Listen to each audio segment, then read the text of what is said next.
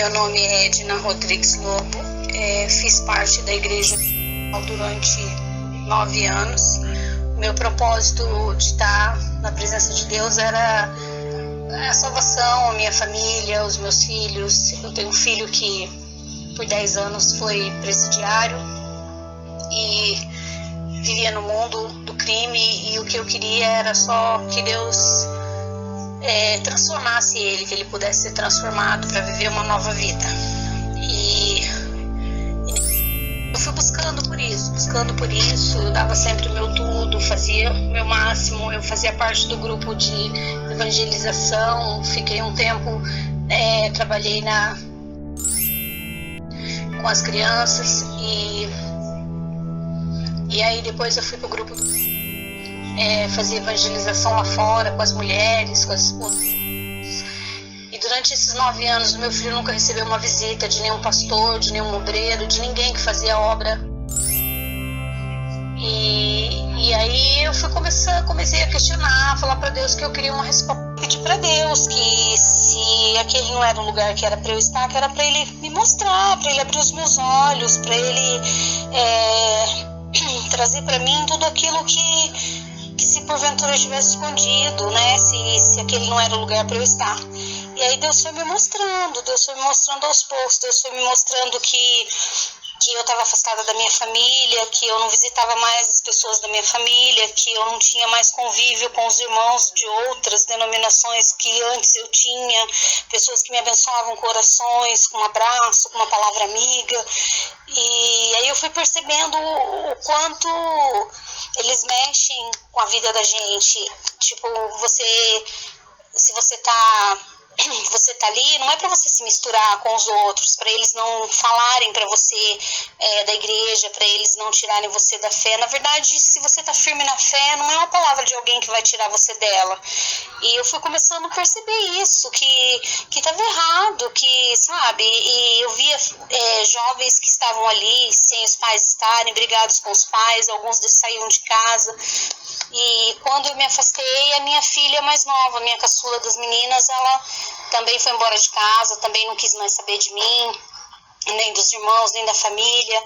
Ela dizia que ela começou a dizer que eu estava endemoniada porque eu tinha saído da igreja, que eu tinha caído na fé, e aí eles foram mexendo com o emocional dela, dizendo para ela falar para mim que tudo que eu sentia antes, porque eu via vulto, eu via voz, eu fui espírita, que tudo isso ia voltar. E aí eu falei para ela, não, se o Deus que me curou é um Deus verdadeiro e fui curada de verdade, nada disso vai acontecer.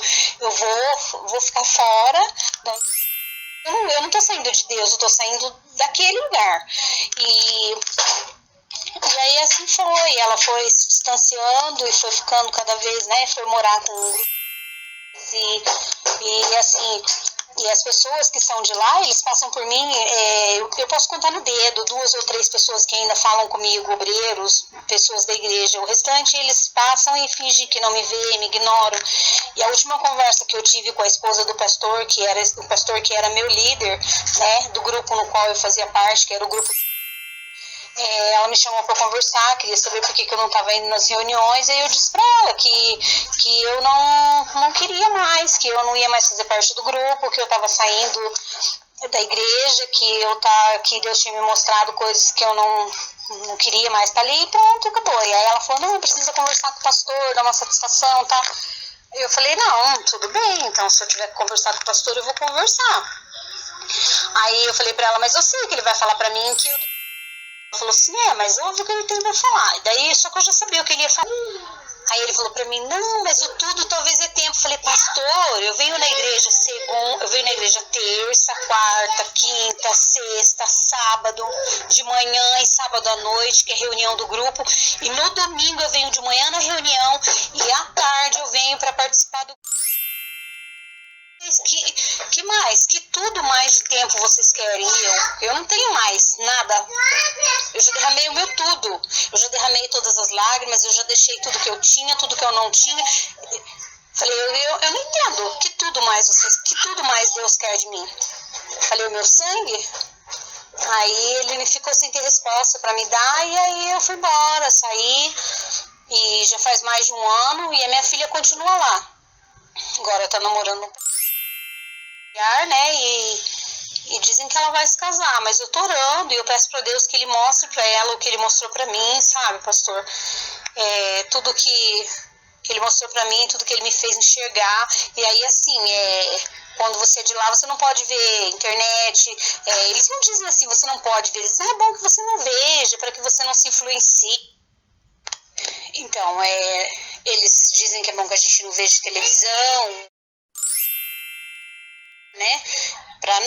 Eles dizem para não se contaminar, mas na verdade eles não querem que a verdade que a gente pense. Eles pensam por nós. Quando você tá lá, eles pensam pela gente. É como se você tivesse venda nos olhos. Você é cego e eles te guiam. Infelizmente, tem muita gente lá dentro que passa necessidade, que fica sem ter um pão para dar para o filho de manhã, porque eu conheci muita gente lá que ficava assim. E não acontece. A gente fica lá dentro, a gente fica iludido. As pessoas falam, você tá bem? Ah, tô bem. Eu vivia dizendo isso, eu tô bem, mas eu nunca tava bem, porque eu tava mal com a situação, mal com o meu filho que tava preso, mal com a falta de tudo, de resposta, de uma vida, sabe? Eu queria resposta e eu não tinha resposta. Infelizmente, era assim que eu tava. E as pessoas perguntavam, você tá bem? E eles diziam pra você, não, você tem que falar que você tá bem, você não pode falar que você não tá bem. Então, assim, você vive lá dentro, você vive uma vida de mentira. Porque você vive de cabeça erguida dizendo pros outros que você tá bem e você não tá bem nada. Você tá triste, você tá chateado, você tá sem esperança, mas você tem que falar que você tá bem. Porque o lema deles é mostrar para todo mundo que você tá bem. Andar de cabeça erguida sempre, mesmo que não estiver bem. Eu sei que o cristão, mesmo que não estiver bem, ele tem que falar que ele tá bem. Mas também existe um limite. Você não pode discordar. Se você ouvir o pastor dizer algo e você discordar dele, ela diz pra você, nunca você questione o pastor. O que ele falar, falou e acabou. Resumindo, se ele disser pra você que pau é pedra, você tem que aceitar e ficar quieta. Entendeu? E aí tudo isso, Deus foi me mostrando tudo isso. Deus falou assim, como? Mentira, no grupo, era um grupo que fazia marmitas, um grupo que atendia.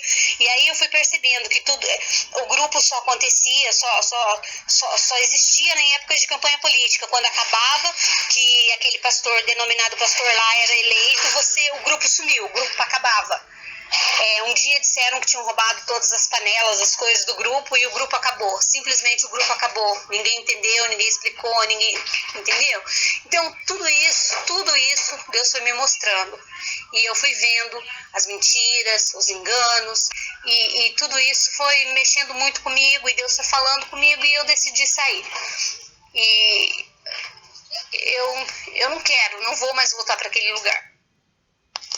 E assim, os pastores, as pessoas, os líderes da minha filha, eles dizem pra ela vai voltar. Não se preocupa, fica firme na fé, faz os seus votos, cumpre as suas coisas, Deus vai te honrar, ela vai voltar, fica em paz que ela vai voltar. Eu sei porque tem uma pessoa de lá de dentro que fala comigo e ela fala que a minha filha fala, que eles falam que isso vai acontecer. Isso não vai acontecer. Porque Deus não vai me permitir voltar naquele lugar, num lugar de mentira, de engano. Eu não vou voltar. E Deus não vai me desamparar, Deus não vai me deixar, Deus não vai me abandonar por causa disso, porque eu saí de lá. Porque se Ele me mostrou, é porque Ele queria que eu saísse de lá. Então, é isso aí, pastor. Eu só queria que as pessoas soubessem do que eu passei, do que eu vivi naquele lugar, e para que Deus abrisse os olhos delas também. Aí quando eu saí da igreja, ela não quis mais saber, falou que ia embora. Aí foi morar com grupos de outras jovens que também abandonaram suas famílias, e lá dentro da igreja ela é uma heroína. Eles tratam ela como uma heroína, porque ela deixou a família, deixou tudo para viver com eles, para viver só isso aí, só a fé, essa fé aí que eles falam. Ela fala que é por causa da fé, mas na verdade Eu não vejo isso. Não vejo fé, porque eu não vejo amor, não vejo nada disso.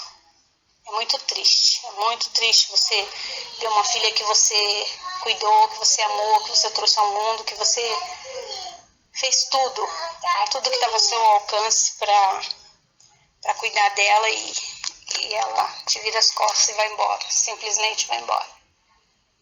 Aí assim, posta fotos lá, você é como minha filha, não sei o quê, e eu que sofri, eu que cuidei, eu que amei, né? Fico sozinha aqui no meu canto, mas tá bom. Deus vai mostrar para ela, pode demorar, mas Deus vai mostrar para ela ainda a verdade daquele lugar. É isso aí, pastor. Obrigada.